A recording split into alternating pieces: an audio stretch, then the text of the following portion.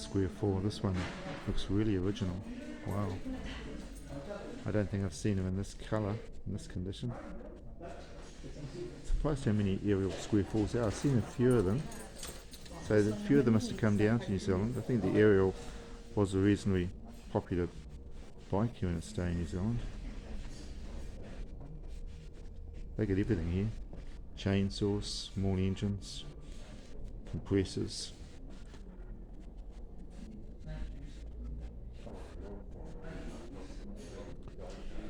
There's another Indian up here as well. Unrestored, it's got no tyres on this one. It's 1918. Wow. Love the bars on it. That is so cool.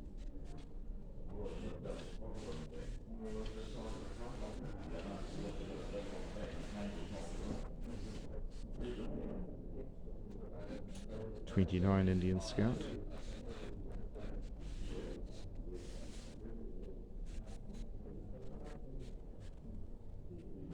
And back down to where the Indian is stored in the glass case.